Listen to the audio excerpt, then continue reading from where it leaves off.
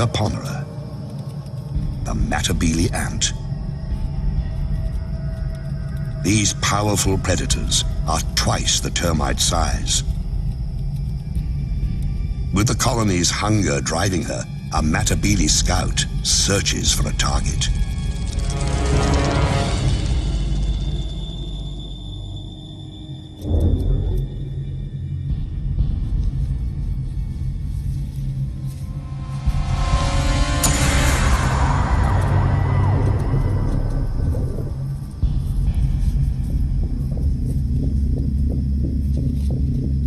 The termites know that shadow and what it means. War is coming. Soon. They can do nothing as the scout marks the target and a path to their home.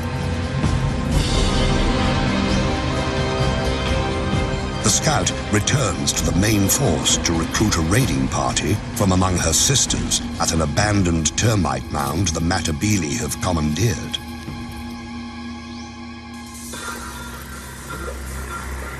With a jolt of pheromones, the chemical message travels among the warriors.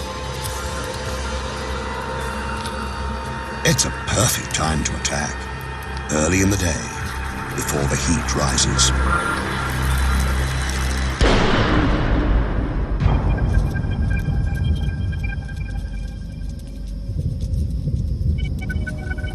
Matabele move out with the ominous, deliberate pace of a Roman legion.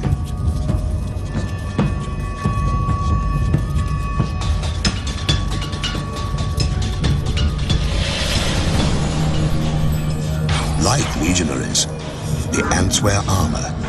Their exoskeletons can withstand all but the harshest blows. They sting with highly toxic venom. But their heaviest weapon is their jaws, able to rip opponents to shreds.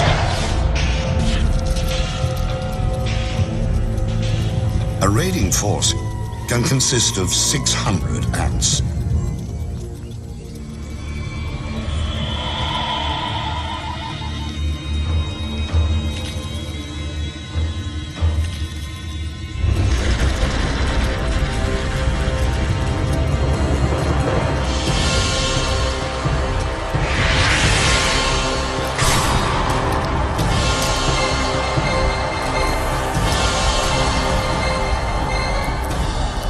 The first wave breaks the battlements, ripping open mud galleries, probing for cracks in the wood. Now, the smallest Matabele attack. These tunnel rats make relentless forays into the termite sanctuary.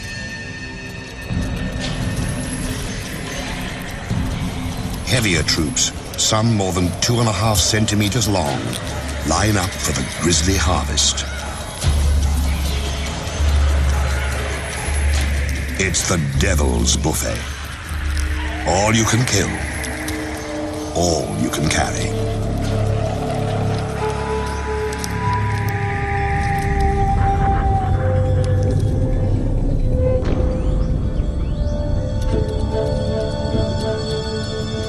One raid might claim 4,000 victims.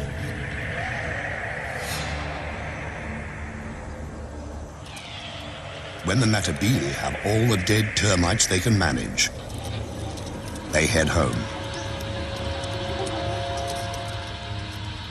In a single day, a Matabele colony might send out 3 or 4 such forces.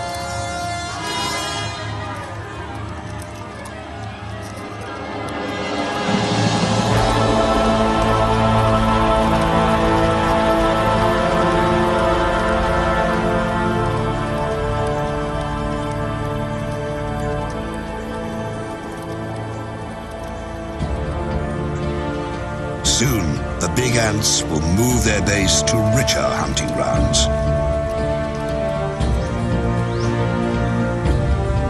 But today, their young will feast like kings, fattened on the spoils of war.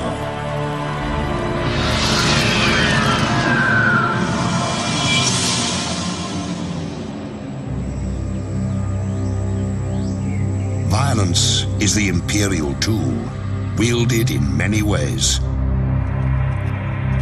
Sometimes to disrupt, sometimes to control.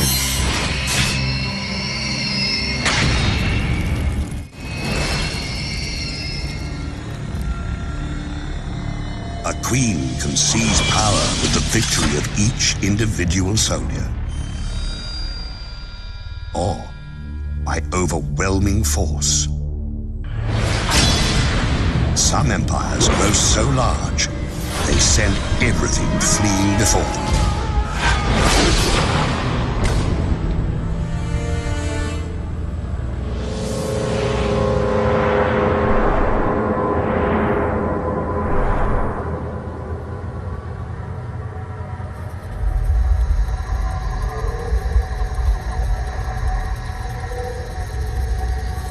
In the Panamanian rainforest, Esitan, the army ant, rules its turf with massive numbers.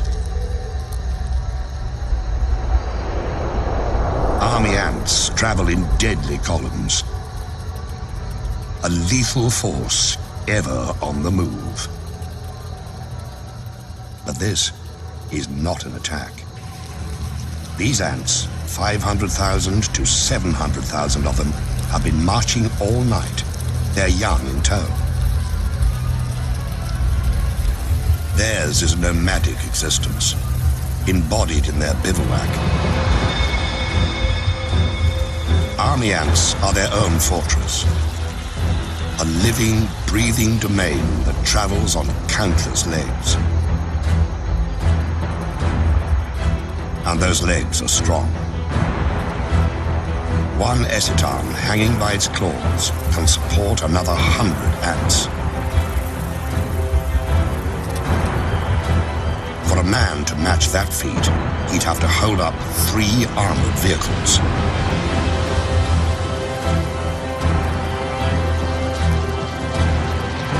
Deep in the recesses of this mass of ants are hidden 200,000 unhatched young. And the Esitan queen. She lays eggs by the million, keeping the colony alive and forcing it to find sustenance.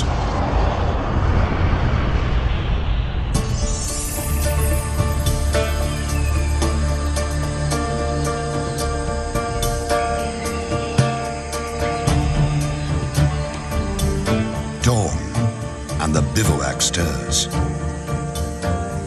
After a night of stillness, the colony must feed.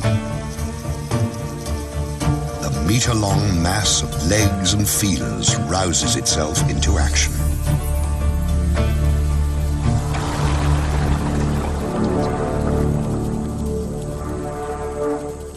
The ants begin in columns that branch apart and widen, becoming an invincible tide that can travel 300 meters a day. It's called a swarm raid, and it consists of several 100,000 ants.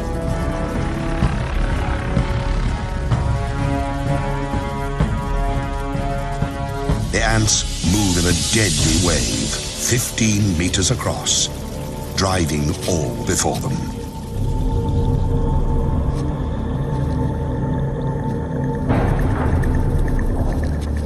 Those who fail to flee are doomed.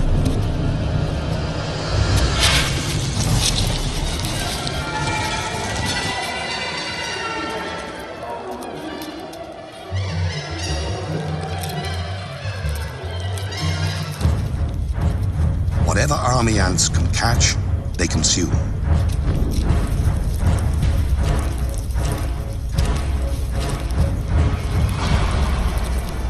The attackers shred their prey so they can carry it back to feed the young.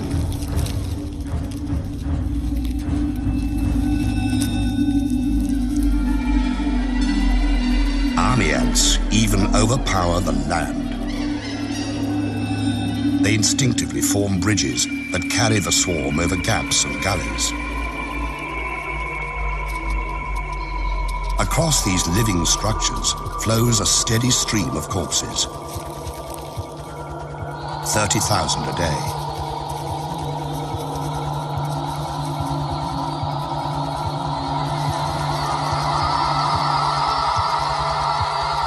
But army ants have enemies.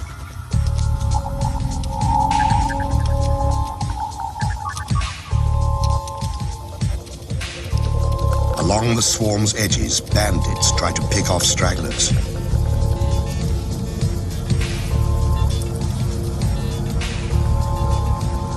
Paratrachina, or crazy ants, are the anarchists of the forest.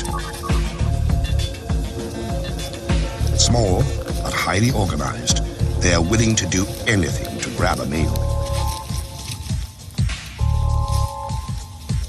Infiltrate, attack, abscond, whatever it takes.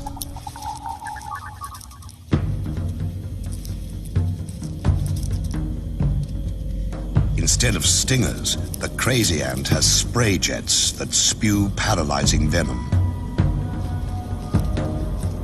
It lets the cruel little soldiers take down much larger opponents.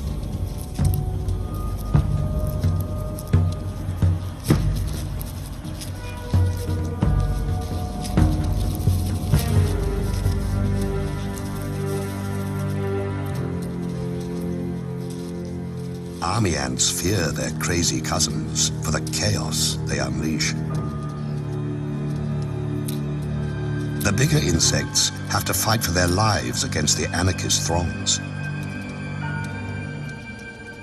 At first, the crazy ant's venom stuns the army ants. Then the effects wear off, and the army ants regain their strength.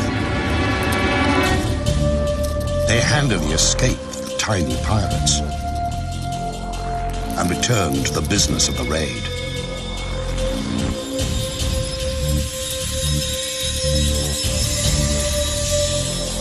In a week, an army ant colony kills and eats 250,000 creatures.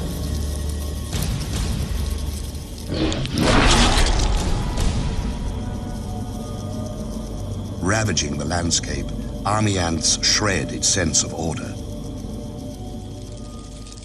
In another kingdom, the ruler maintains control by any means necessary, even torture.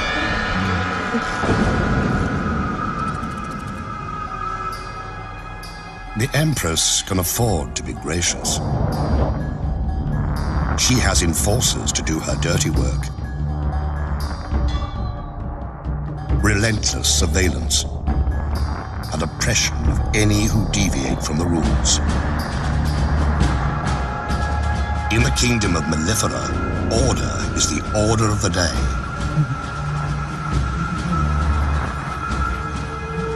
Every day. Mellifera, European honeybees, seem to lead a sweet existence, gathering pollen and turning it into gold.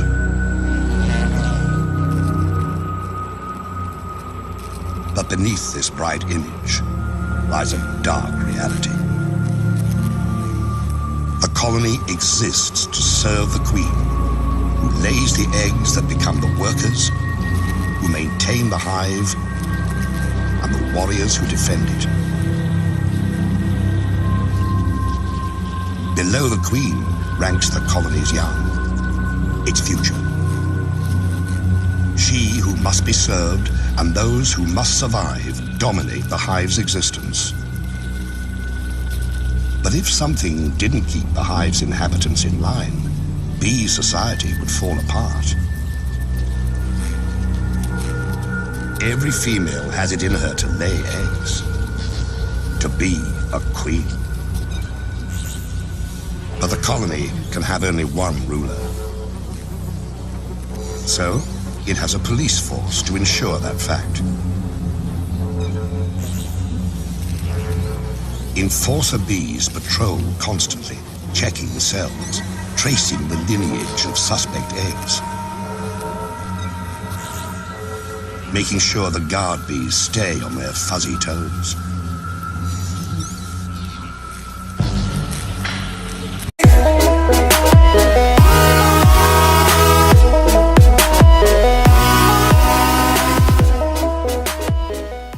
Revolutionaries. And in the hive, It takes very little to cross that line.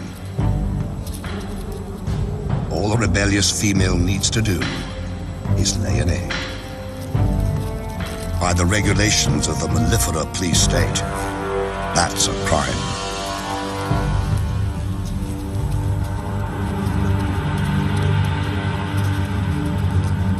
One bee is breaking the law. She deposits an egg in what she hopes is safety. If they thought they could get away with it, half the bees here would do the same. And the hive would fall into disarray. That's why police bees make their rounds, searching for evidence of insurrection.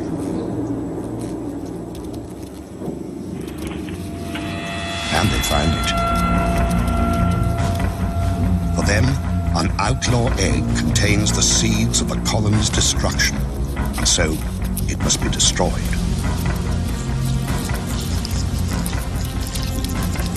And to drive the lesson home, they brutalize the offender, keeping the hive safe and the queen's position secure.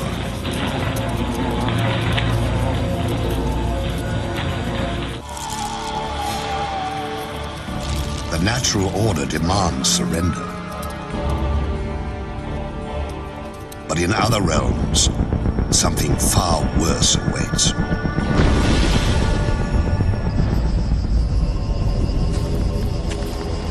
In the imperial domain, it is not enough to rule. Others also must serve. By abduction and terror, the empire assures itself of slaves. Warriors carry the captives into servitude. Strangers in a strange place. In Arizona, the kingdom of Polyergus needs its slaves. The queen has her consorts, the warriors, to do her bidding. All of these live royally, thanks to a servile class. Polyergus, the slave raider ant, requires slaves because the species has grown so specialized it cannot care for itself. Massive mandibles, perfect for killing, have little use off the battlefield. So this kingdom has two societies: those who reign and those who serve. The servant ants, dwarfed by their masters, are of the species Formica. They forage for food, raise the royal young, minister to the queen's every need and those of her workers. Born into bondage, they will die slaves. But this kingdom has woes. Its Formica slaves are dying of old age. It's time for the slave-raiding Polyergus to do what they do best: kill and plunder.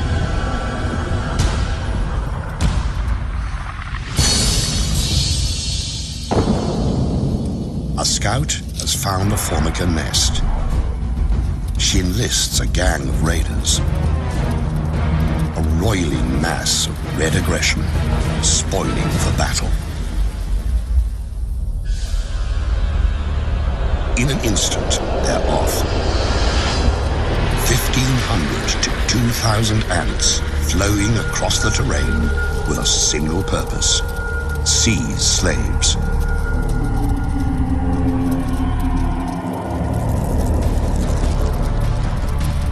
Streaming into the Formica nest, the Polyergus raiders unleash hell.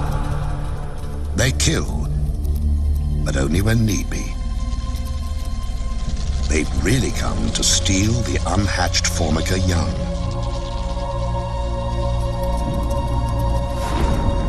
In a chilling display of single-minded oppression, Polyergus raiders blow past the startled Formica to grab as many pupae as they can. It's not unusual for raiders to carry off 500 to 800 new slaves, decimating a colony.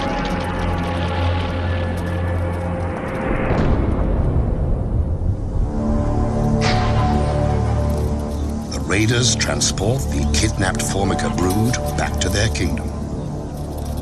When the stolen Formica hatch, they will believe the Polyergus nest is where they belong. Another generation of Formica will become slaves.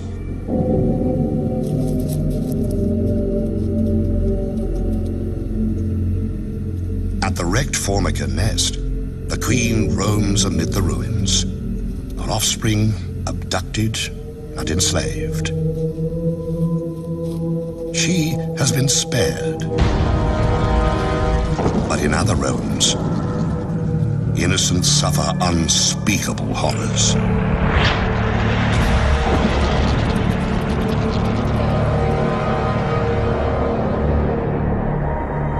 Some kingdoms steal youngsters to enslave them.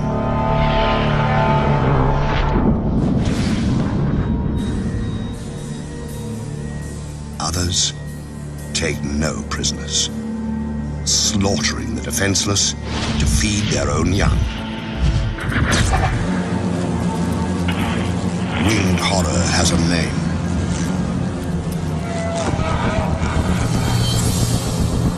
Mandarinia, the giant hornet.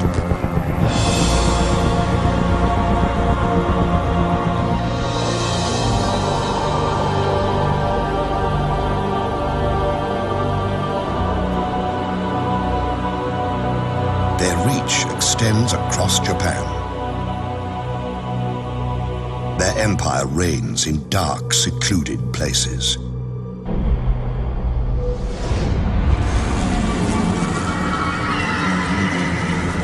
These hornets are at the peak of their powers. Their queen is vigorous. Her workers are strong. Her fighters are many. Her brood chambers are full to bursting. Everywhere, mouths to feed.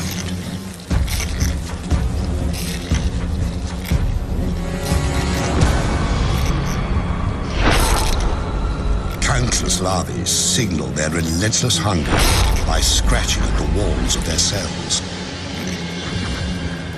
The grating drives the adult hornets into action.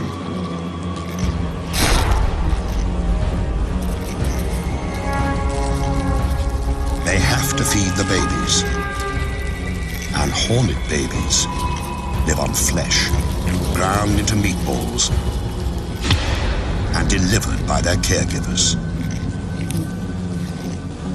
The larvae must feed constantly, so a single scout takes wing, ranging far afield to find fresh meat. At nearly 8 centimeters long, giant hornets are superb killers. Sharp talons seize prey. Powerful jaws sever limbs and decapitate victims.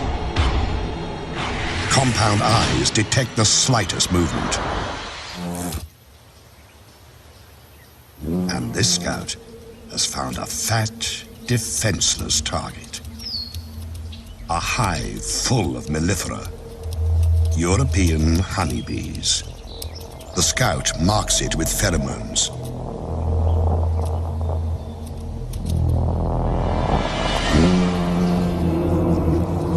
These bees aren't native to Japan. They arrived during the last century, imported because they produce more honey and are less combative. Because the alien bees didn't evolve with the giant hornets, they have no way to fight an attack.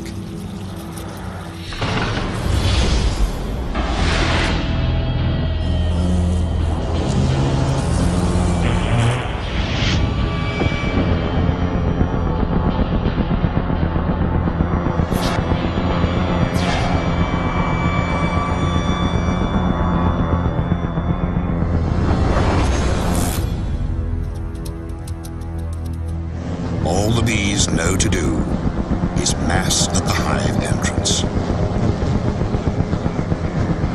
There, they prepare to fight to the death.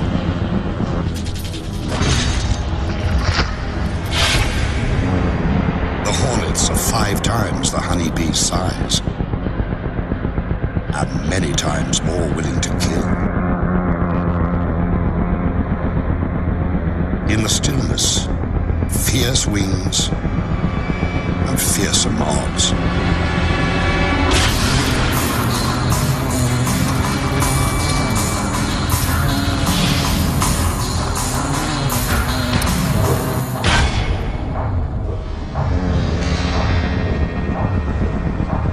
Valor has no place here, and yet the brave bees will not surrender or flee.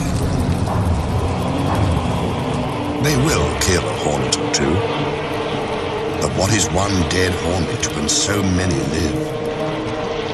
Reveling as they do in the deaths of bees by the thousand.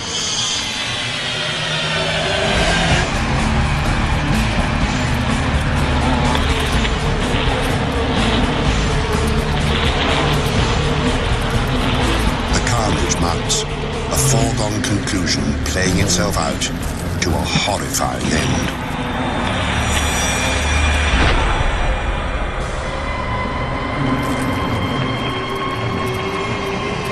In only hours, 20 or 30 hornets can wipe out a hive of 30,000 bees.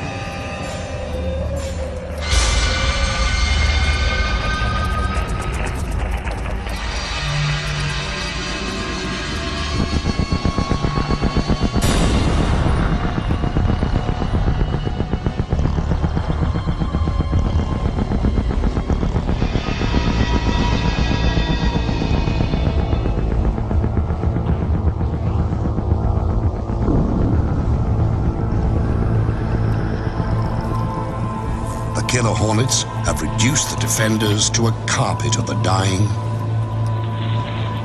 and the dead.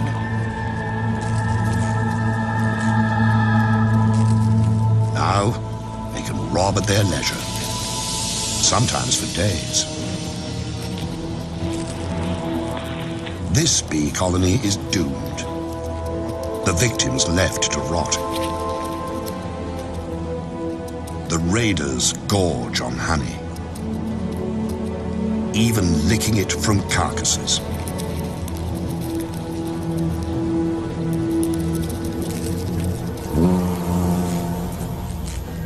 The unborn bees will be chewed into protein paste and fed to the hornet young.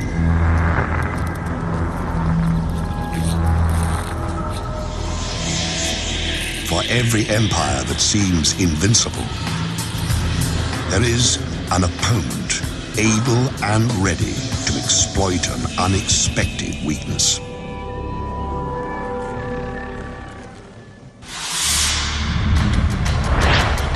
Empires attack, but they also must defend themselves. No matter how strong the fortress, the best defense is knowing your enemy.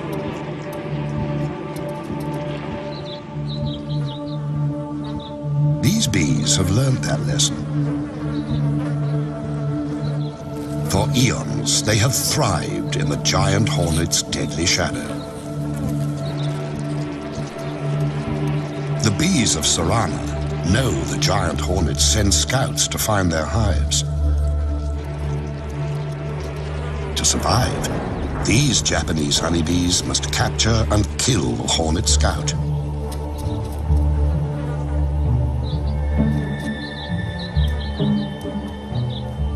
And to do that, they have a secret weapon.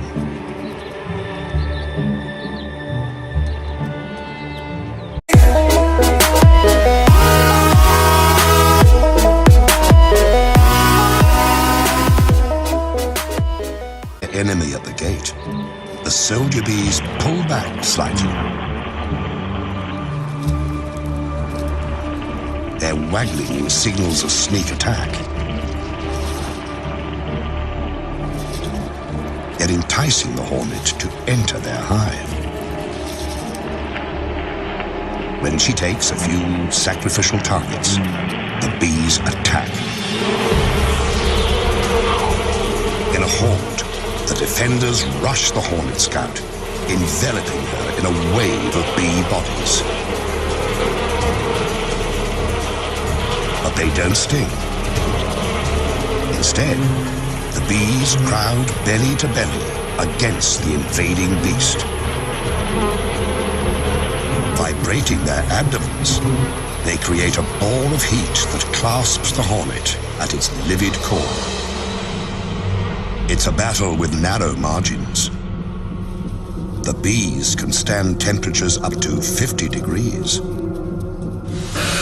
The hornet can only survive to 46. The temperature of the core, 47 degrees. For 20 minutes, the squirming orb presses onto its prey. Bees die. Others step up. If the scout escapes, all is lost.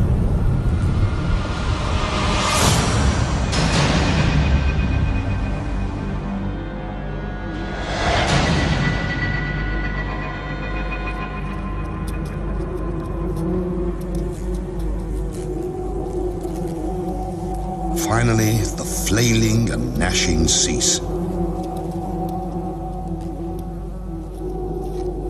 This hornet won't reveal the secret of their hive's location.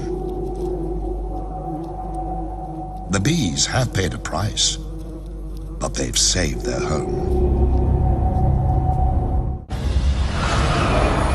Another kingdom fends off invaders with strong walls and a martyr's devotion.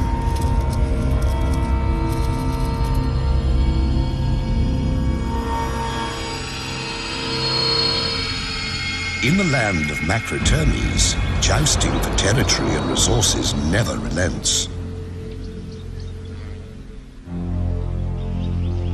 An imposing citadel harbors a colony of African termites.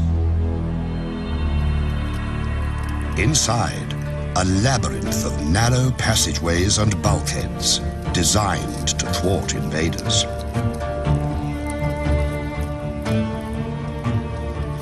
The termites are watchful, lest their citadel fall. But kingdoms' fates often are decided at their borders. A remote outpost can be all that stands between survival and the empire's collapse.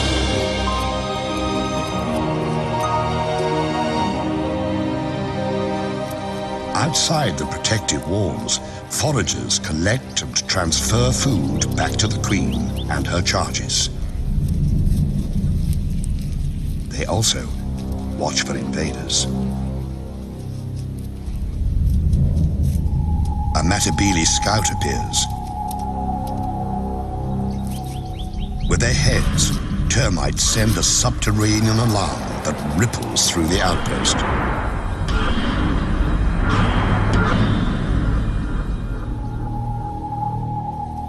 At the edge of the compound, a platoon of defenders occupies a fallen branch. These soldier termites are strong and agile, prepared to give the last full measure. Few of their kind grow this large and strong. Their jaws can cut through human flesh. The encounter begins by ones and by twos.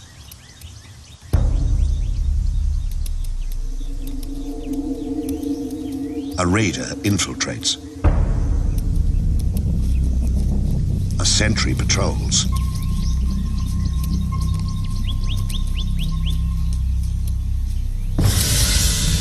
One death, and the battle is joined.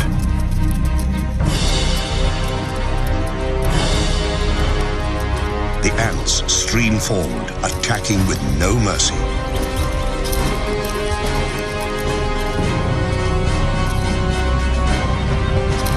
Using their mandibles, The termites attempt a defense.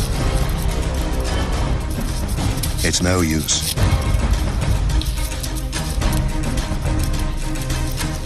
Some seek shelter, but there's nowhere to hide.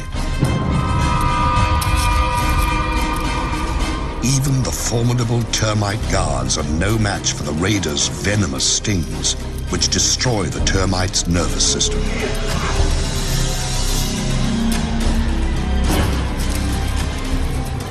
It's more feast than fight, as ants sting and slash the defenders to pieces.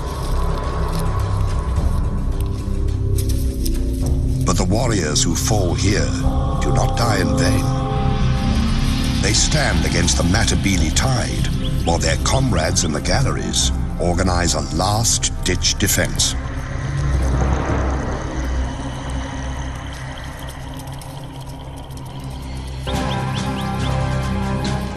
The termite colony is safe, but at a terrible cost.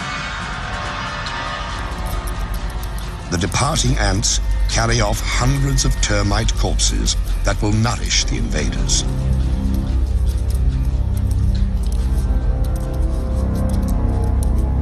Clever strategies can prevail. So can impenetrable defenses. But there's no way to prevent an attack from within. A kingdom's fate can turn in the blink of a treacherous eye.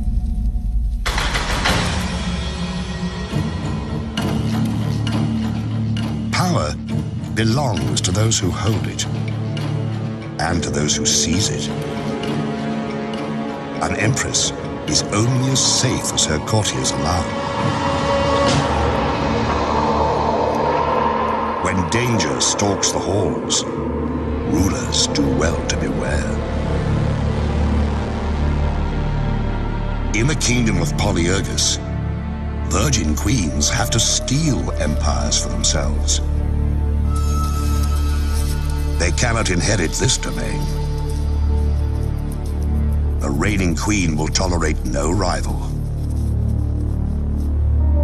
So, a would-be monarch must infiltrate a Formican nest, murder its queen, and steal her identity. To start their quest, young queens join a slave raid.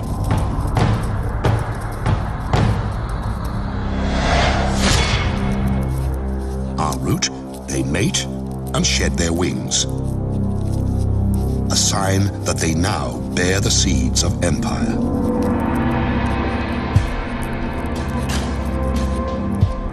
One queen has picked her target. She approaches the Formican nest, ready to seize power. But before this killer queen can attack, she must evade her quarry's protectors.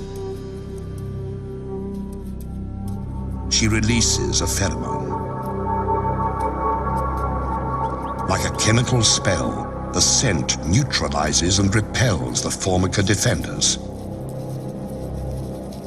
The colony's heart is where the queen is, and the interloper means to pierce that heart.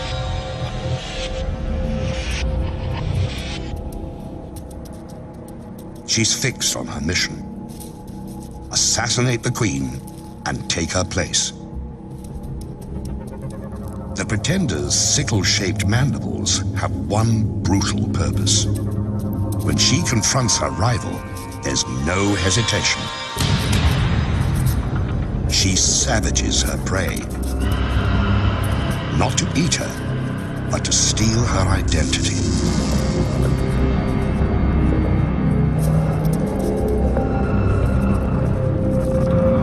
Attendants try to pull the wounded queen to safety, but the murderess will not allow it.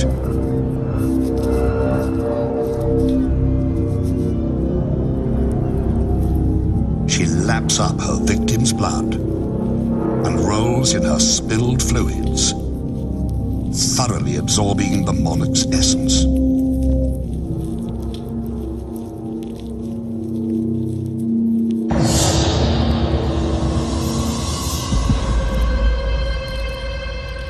After 20 violent minutes, the Formican Queen is left to die.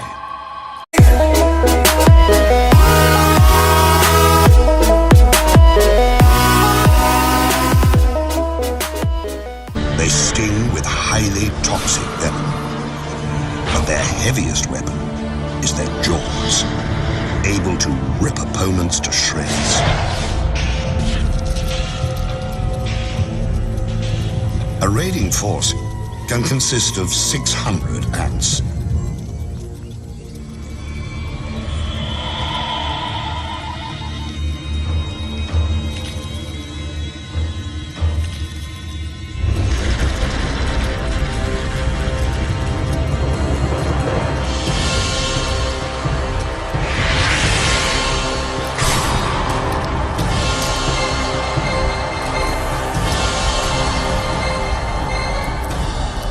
The first wave breaks the battlements, ripping open mud galleries, probing for cracks in the wood.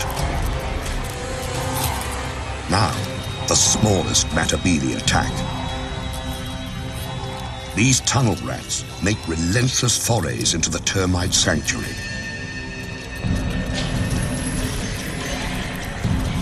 Heavier troops, some more than 2.5 centimeters long, line up for the grisly harvest. It's the devil's buffet. All you can kill, all you can carry.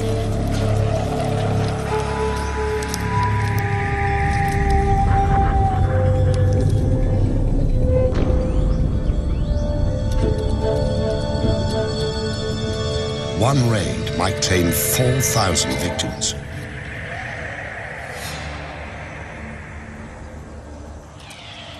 When the Matabele have all the dead termites they can manage, they head home. In a single day, a Matabele colony might send out 3 or 4 such forces.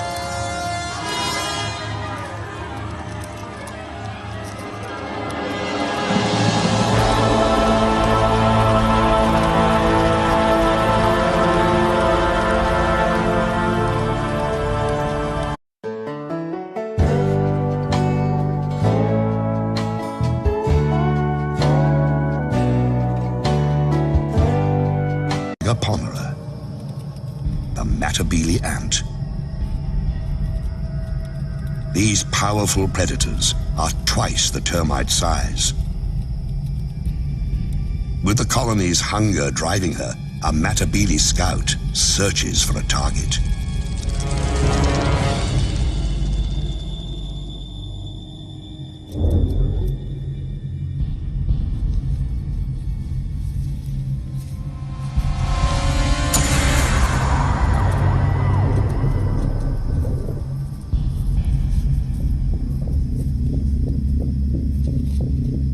The termites know that shadow and what it means. War is coming. Soon. They can do nothing as the scout marks the time.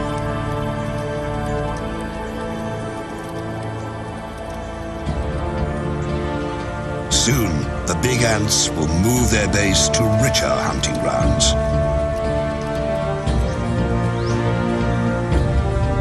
But today, their young will feast like kings, fattened on the spoils of war.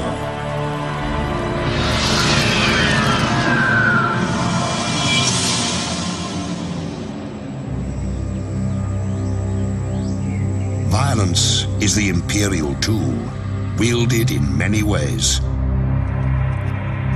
Sometimes to disrupt, sometimes to control.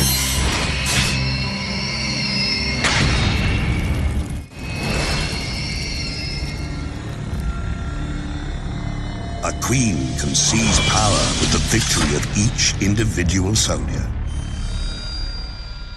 or by overwhelming force. Some empires grow so large, target and a path to their home. The scout returns to the main force to recruit a raiding party from among her sisters at an abandoned termite mound the Matabele have commandeered.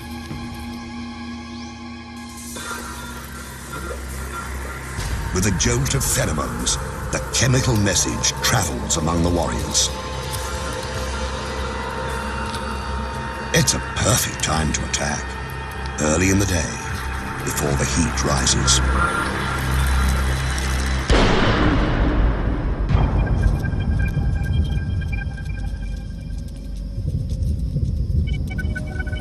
Matabele move out with the ominous, deliberate pace of a Roman legion.